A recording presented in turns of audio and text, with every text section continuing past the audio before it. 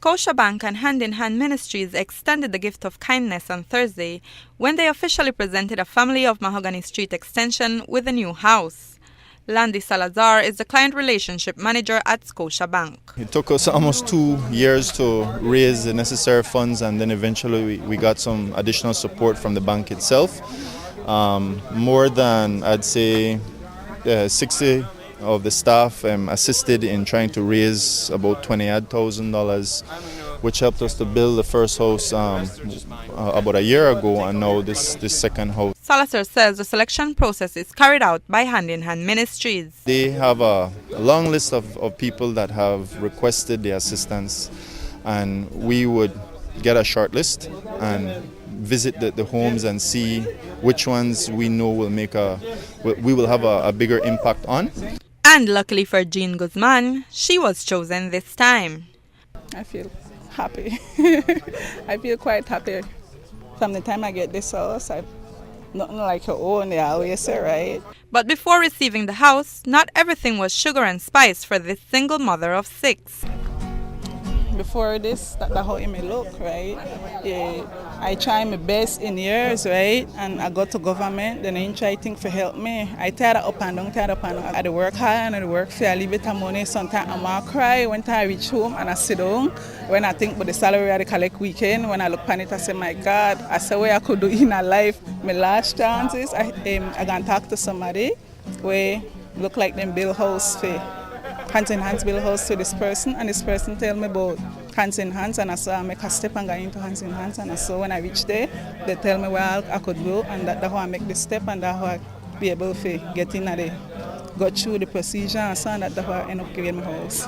Amazingly, the house was built in just 2 days, in this case under heavy rainfall.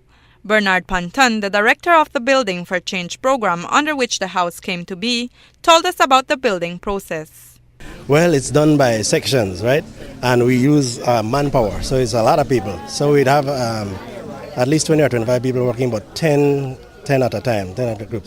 And we have a construction coordinator and an assistant who knows to build a house. So the group only has to know to maybe drive a nail or pass a board or cut a board or do some measurements. And so he gives them instructions and they build. And building by sections, you build the deck, you build the walls, and then you raise the walls that are already built on the ground. So that's the procedure, no? But he says the job of Hand in Hand Ministries is not only to provide people with a new house. When we build, our objective is actually building family. So the house is a vehicle. So when we build a house for a family, a group comes in, does the building in 3 days, they're gone, but then we also follow them, like we have social workers working with us, and we follow families. For her part, GUZMAN says having a new house has enlightened her mind and made her be more positive about the future, something she wishes for many others who are less fortunate.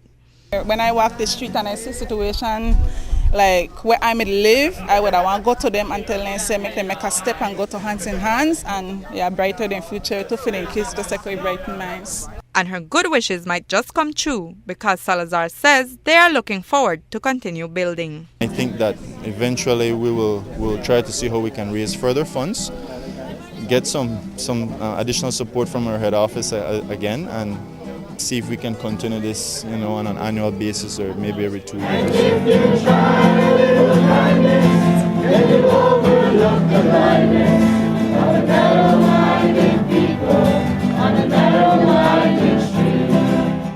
Reporting for Love News, I am NATALIE NOVELO.